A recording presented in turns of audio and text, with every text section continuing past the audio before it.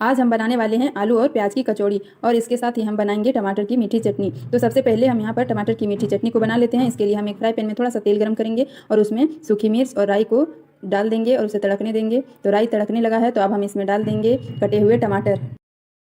टमाटर को fry pan में अच्छे से मिक्स कर लेंगे और अब हम इसमें डाल देंगे स्वाद अनुसार नमक। नमक डालते ही टमाटर पानी छोड़ने लगेगा तो हम इसे टमाटर को अच्छे से मिक्स कर लेंगे और इसके पानी को सोख होने देंगे। ये देखिए काफ़ी सारा पानी सोख हो गया है। तो अब हम कलछी की सहायता से कुछ इस तरह से प्रेस करते हुए टमाटरों को अच्छे से मैश कर लेंगे। ये देखिए टमाटर एकदम अच्छे से मैश हो गया है। तो अभी भी इसमें थोड़ा सा पानी बचा हुआ है तो हम टमाटर को अच्छे से चलाते हुए इसके बचे हुए पानी को भी सोख होने देंगे। तो ये देखिए पानी लगभग अच्छे से सोख हो गया है। तो अब हम इसमें डाल देंगे थोड़ा सा कूटा हुआ अदरक। हमें इसमें अदरक को कूट के ही डालना है और इसके साथ ही हम इसमें डाल देंगे गुड़। अगर आप लोगों को गुड़ की चटनी अच्छी नहीं लगती है तो आप लोग यहाँ पे चीनी का भी यूज कर सकते हैं। गुड़ डालने से इसका स्वाद जो है वो काफ़ी बढ़िया आता है और साथ ही इसकी सौंधी सौंधी सुगंध पूरे घर में भी फैल जाती है। तो अब हम गुड़ को भी ऐसे अच्छे से मिक्स कर देंगे और लगातार चलाते रहेंगे। अभी हमने गुड़ डाला है तो गुड़ जो है वो जब खोलेगा तो गुड़ से भी बहुत सारा पानी छोड़ेगा। तो हम उस पानी को भी अच्छे से सोख होने देंगे। ये देखिए सारा पानी सोख हो गया है और चटनी कितने अच्छे से बनकर तैयार हो गई है। हमें यहाँ पर बहुत अधिक गुड़ को नहीं उबालना है, नहीं तो ये यहाँ पे गुड़ का पाक बन जाएगा और जो चटनी जो है वो प्लास्टिक के जैसा टाइट हो जाएगी और फिर चटनी का टेस्ट बिगड़ जाएगा। तो ये देखिए चटनी बनकर तैयार है। तो चलिए अब हम कचौरी बनाने की तैयारी करते हैं। तो सबसे पहले हम यहाँ पर एक बर्तन में 2 कटोरी मैदा निकाल लेते हैं और अब हम इसमें जिस कटोरी से हमने 2 कटोरी मैदा लिया उसी कटोरी से हम आधी कटोरी मोइन का यूज़ करेंगे। आप लोग यहाँ पर घी का भी यूज़ कर सकते हैं और अगर घी अवेलेबल नहीं है तो आप लोग घी की जगह पर रिफाइन ऑयल का भी यूज़ कर सकते हैं। मेरे पास घी अवेलेबल है तो मैंने यहाँ पर घी का यूज़ किया है। तो और अब हम इसमें डाल देंगे थोड़ा सा नमक और फिर हम मैदे को अच्छे से मोइन के साथ मिक्स करेंगे। हम इसे तब तक मिक्स करेंगे जब तक कि इसके लड्डू ना बन जाने लगे। तो ये देखिए मैदे के लड्डू बन जाने लगे हैं। तो अब हम इसमें ज़रूरत के हिसाब से थोड़ा थोड़ा पानी का यूज करेंगे और मैदे को अच्छे से गूंथ लेंगे। तो मैदा हमने गूंथ लिया है और अब हम इसे आधे घंटे के लिए ढक कर रख देंगे। तो जब तक मैदा सेट हो रहा है तब तक चलिए हम आगे की तैयारी कर लेते हैं। तो यहाँ पर मैंने 2 प्याज लिया है और इसे मैंने बड़े बड़े टुकड़ों में इस तरह से करके काट लिया है। प्याज को आप यहाँ पर रफली चॉप कर सकते हैं क्योंकि हमें इसे मिक्सी में पीसना है। तो आप लोग इसे जैसे चाहे वैसे टुकड़ों में काट सकते हैं। तो हमने प्याज को काट लिया है और अब हम इसे हल्का सा मिक्सी में पीस लेंगे। तो प्याज को हमने पीस लिया है। अब चलिए हम आपको दिखाते हैं कि आगे में क्या करना है। तो यहाँ पे हम सबसे पहले गैस को ऑन कर लेते हैं और अब हम पैन को गर्म होने के लिए चढ़ा देते हैं। तो पैन गर्म हो रहा है तो अब हम इसमें डाल देते हैं सरसों का तेल और तेल को इस तरह से करके पैन में चारों तरफ फैला लेते हैं। तेल गर्म हो रहा है तो हम इसमें डाल देते हैं जीरा और धनिया, साथ ही डालेंगे सौंफ और राई। यहाँ पे धनिया को हमने क्रश करके डाला है और अगर आपके पास पीला सरसों अवेलेबल नहीं है तो आप लोग काले सरसों का भी यूज कर सकते हैं। अब इसको हम अच्छे से चलाएंगे। आप लोग इन चारों की मात्रा समान ही रखें तो आप लोग इसे चम्मच से करके भी डाल सकते हैं। मसाले तड़कने लगे हैं तो अब हम इसमें डाल देंगे पिसा हुआ प्याज और इसको अच्छे से मिक्स कर लेंगे। यहाँ पे अब हम आँच को लो फ्लेम में कर देंगे ताकि हमारा जो मसाला है वो जले नहीं, क्योंकि थोड़ा सा भी अगर जल जाएगा तो ये कचौरी के स्वाद को पूरी तरह से ख़राब कर देगा। तो अब हम इसे लगातार चलाते रहेंगे। हमें अब लो फ्लेम में ही पूरे मसाले को भूनना है। हमें प्याज के पानी को सूखने तक ही इस मसाले को भूनना है। तो ये देखिए प्याज का पानी सूख गया है। तो अब हम इसमें डाल देंगे अदरक। ये अदरक को यहाँ पे घिस के डालना है। तो यहाँ पे मैंने अदरक को घिस के डाला है और इसे भी थोड़ी देर के लिए पकाएंगे। 50 से 60 सेकंड हो गए हैं। तो अब हम इसमें डाल देंगे 1 चम्मच जीरा का पाउडर और 1 चम्मच धनिया का पाउडर और आधे चम्मच लाल कश्मीरी मिर्च पाउडर, 1 चम्मच हल्दी पाउडर। अब इसको भी अच्छे से मिक्स कर लेते हैं। यहाँ पे मसाला चिपकने लगा है तो ये जल सकता है, इसलिए हम यहाँ पर थोड़ा सा पानी का यूज करेंगे। और अब हम इस मसालों को अच्छे से मिक्स कर लेंगे और इसे फिर से 1 मिनट के लिए भूनेंगे।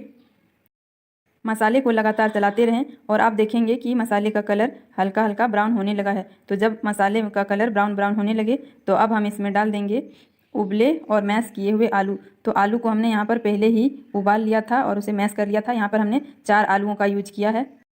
आप लोग आलू और मैदे की मात्रा को अपने हिसाब से बढ़ा या घटा सकते हैं। तो चलिए अब हम आलूओं को भी 2 से 3 मिनट के लिए अच्छे से भूनते हैं।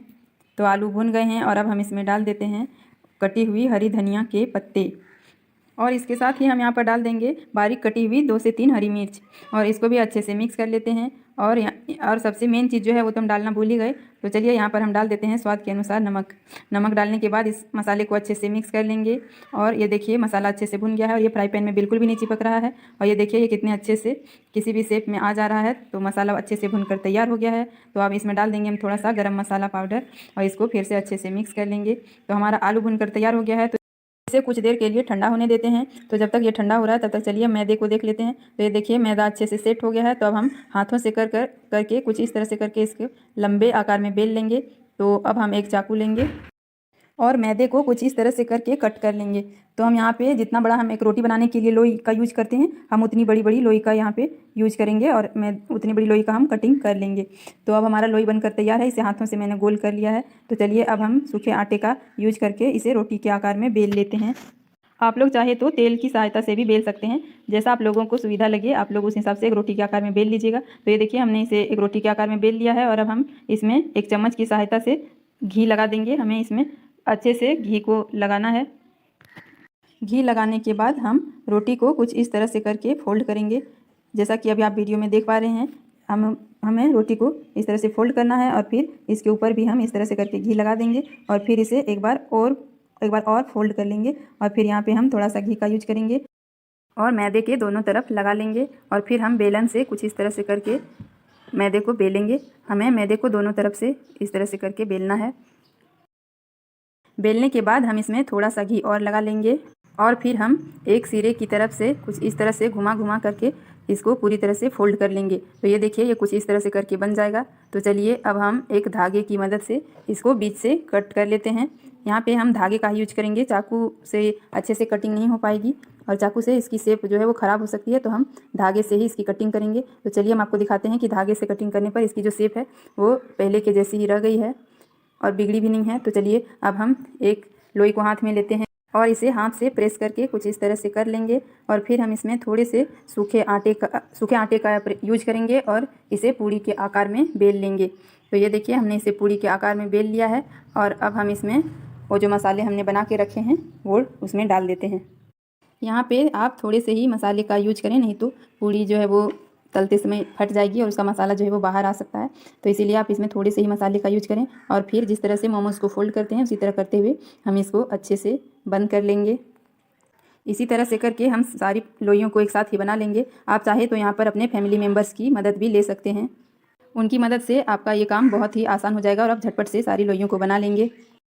लोई को एक साथ ही बनाकर रख लेंगे और अब हमने यहाँ पे तेल गर्म होने के लिए चढ़ा दिया है।